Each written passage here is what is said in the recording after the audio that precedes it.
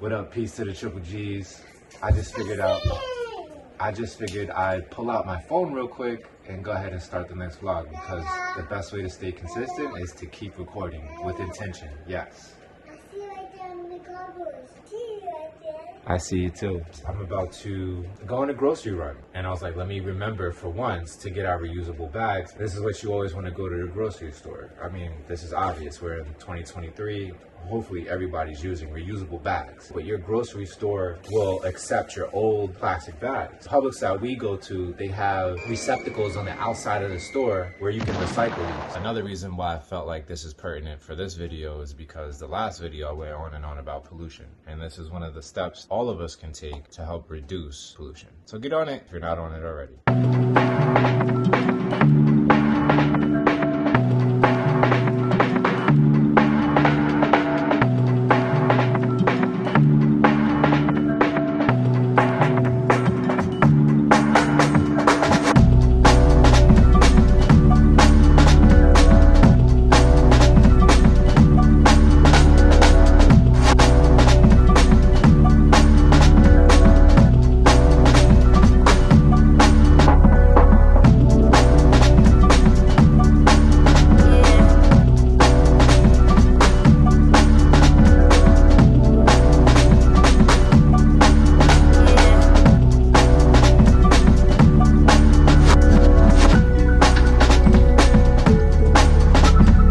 Almost done. Salon de Dada. Even without a bead threader. I mean, I know they look rough. Wanna look in the mirror, baby? 7 in the back, 6 on the sides. Who knows what's gonna happen to the one in the front? Gotta start somewhere, you know? You gotta start somewhere.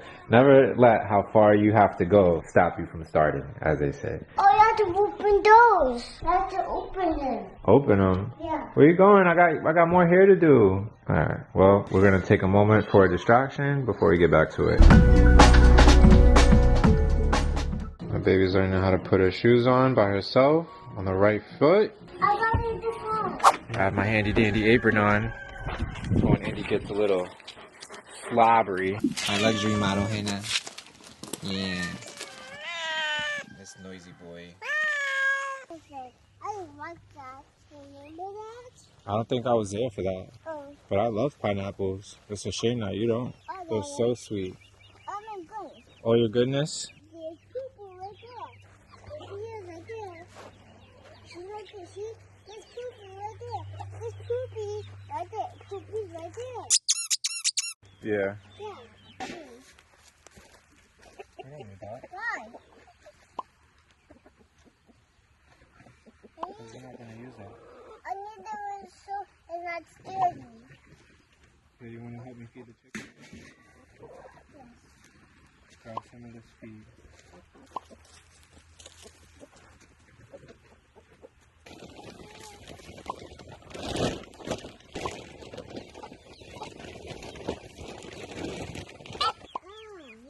It hurts a little bit, right?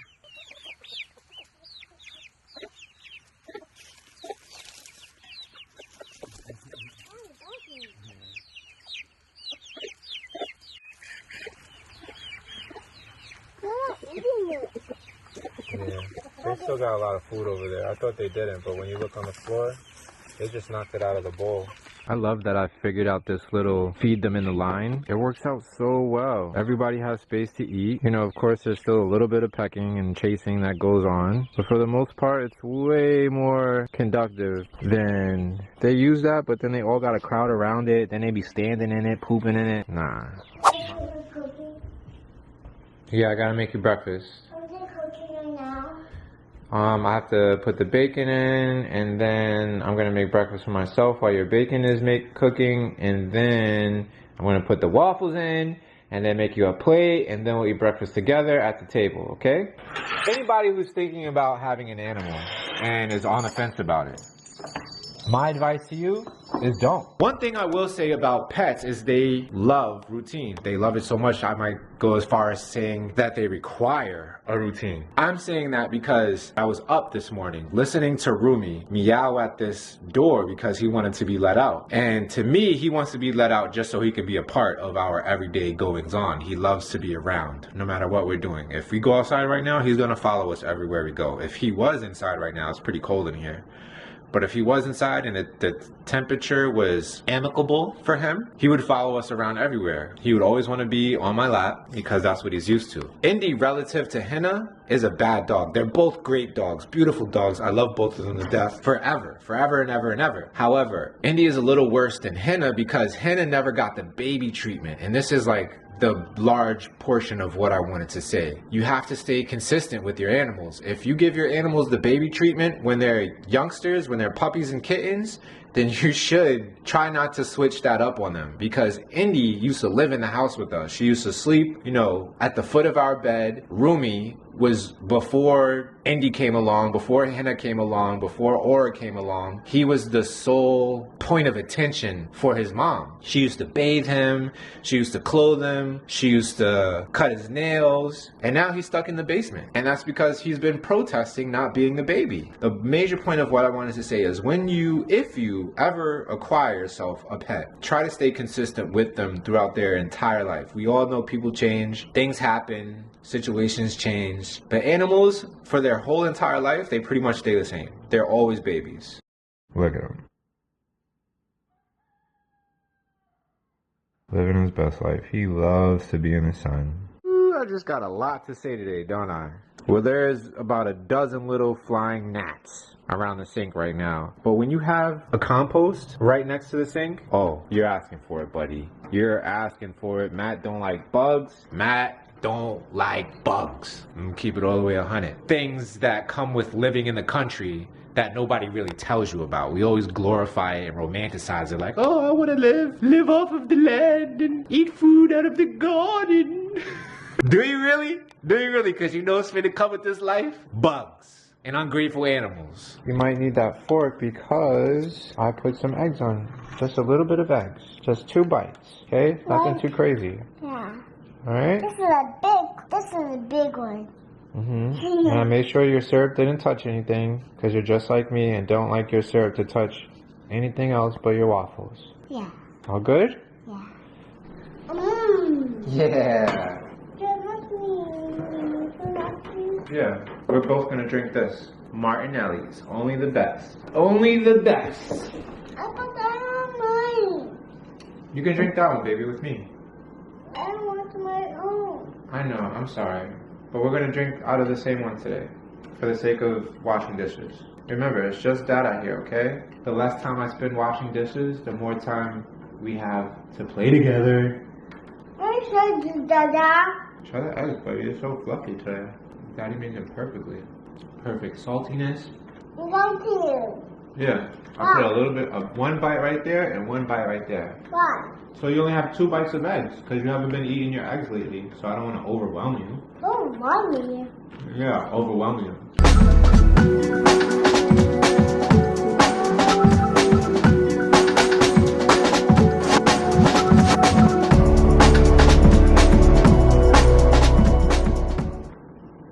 Yeah. I'm telling you, Martinelli's has the secret formula.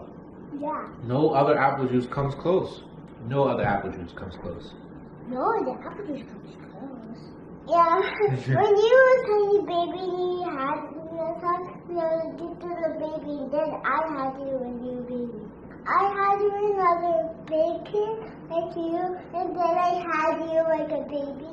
Yeah. Yeah. Yeah, that's why I named you Gloria. And then you eating.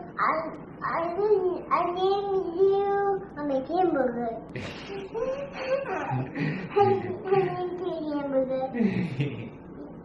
Yeah. Yeah. Alright, so this was about to go down. I had to go get I had to go get the ladder. I had to go get the ladder because the situation out here is just nasty. See, I had to go fetch the extendo duster I got the Swiffer there. I don't know what that's going to do, but the main component is a vacuum cleaner. I'm going to take that vacuum cleaner, get up on that wall right there. And when you look up at this wall, oh Lord, I hope this wall hold up for me. Look at the dust just dusting. There you go. How about that long string of dust? That long string of dust right there just in my vision every night, haunting me. Well, I got the house free and the baby's with the babysitter and the lady is out of the house. I'm gonna go ahead and get up there and knock that out the box because apparently it ain't gonna get done unless I do it. That's what happens when you remove the man from the household. Dusty walls!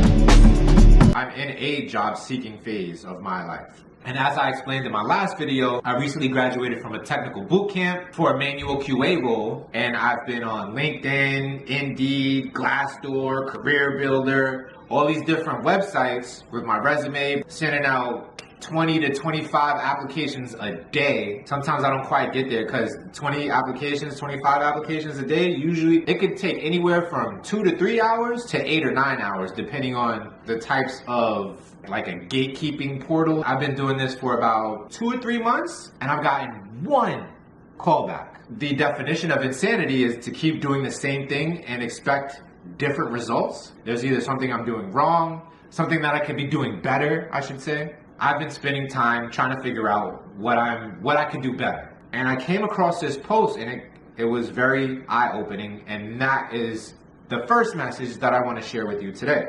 Something called ATS, or Application Tracking System. This is a system where companies run all their applications through this system is looking for keywords. Basically, if your resume doesn't have the keywords that they're looking for, the application never gets seen by a sentient being. And that's the whole point, because the sentient being probably aggregates all the applications that came through this automatic tracking system, and then they look through them and decide who they want to call back. I didn't even necessarily know that was a thing. Like, I kind of figured, when I'm going through these application things on LinkedIn and I'm seeing that, this job was just posted 4 hours ago and it has 777 applications already. I'm like, who's gonna look through that, number one? Number two, why didn't they just take this job posting down? You already have 1,000 people who applied for it. Why is it still up here? Why is it being dangled in front of me like it's a possibility? Noticing that, I figured that there was some type of automatic system that these companies are using. And of course there is. A tip that I want to share with you that I learned is you take the qualifications that you see. This is for all my job seekers out there.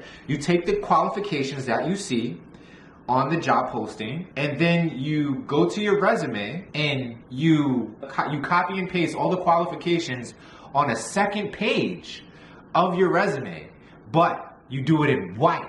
So it just looks like if a real person was to look at your resume, they just see a blank page. The application tracking system does actually read that text and therefore gives a green flag, so to speak, for your application, and it'll get picked up by a real person. That's a tip that I wanted to give to all my people out there who are currently looking for a new job or to break into a new career. And this is the second thing. It's like a good segue. It's an extension of what we were just talking about, the whole application process. I'm sure we've all felt this. When you're applying for jobs and you see what is required for the job, you're looking at the requirements and you're like, yeah, I meet maybe half of these requirements, maybe more. The only thing that I don't really meet is 1 or 2 things. So why not just lie?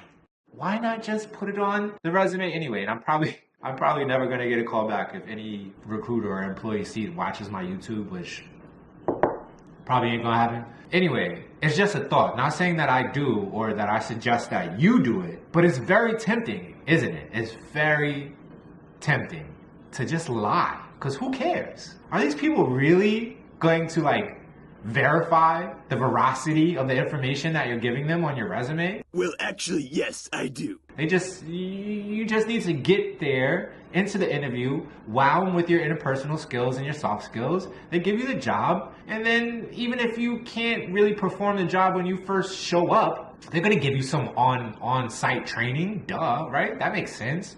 Think about it.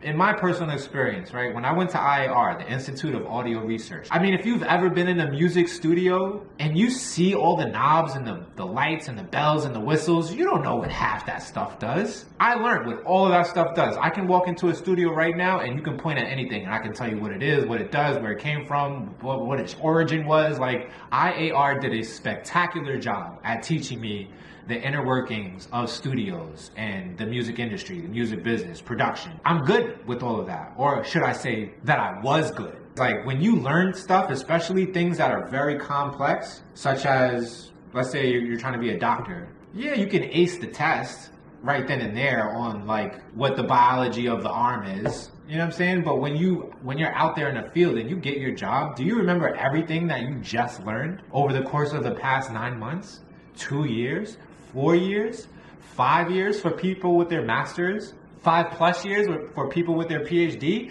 Do you remember every single thing that you were taught?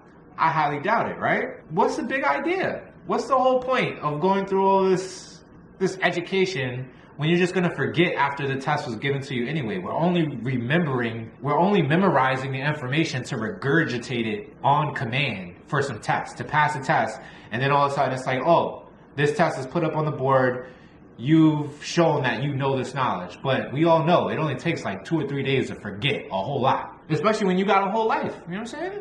Why not just lie about having more than 5 years of experience? And I say that to say that I'm sure we've all thought about it. But here's a list of famous people that have lied on their resume and didn't get caught for at least, some time until they did get caught. One big one was an MIT, a dean to MIT. If you don't know what MIT is, Google search it or something. But MIT, one of the greatest universities on the face of the planet, never received any college degrees herself, despite claiming to have a bachelor's and a master's. And she wasn't caught for 28 years. And the list goes on. An IBM president kept his position after lying about his records, but later resigned due to a sexual discrimination complaint. Former Notre Dame head coach lied about master's degree and being a football legend in college when he never even played a game. Jobs are so big. If all it took was a little white lie that nobody will probably find out for me to get the reins of my life back and on the right track, why not? I digress. I'm about to get out there and mow this lawn, all 8 acres with one lawnmower.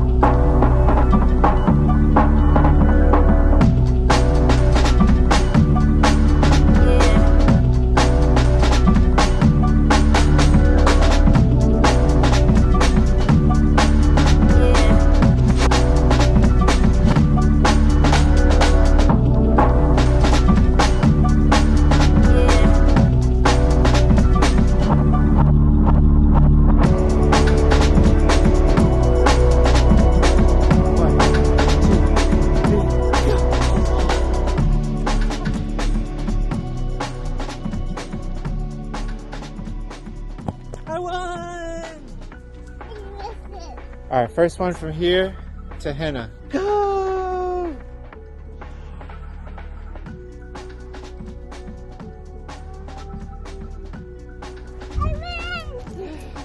Well, I won because I got here first, but that's what a winner and a loser is. 2, 3, go!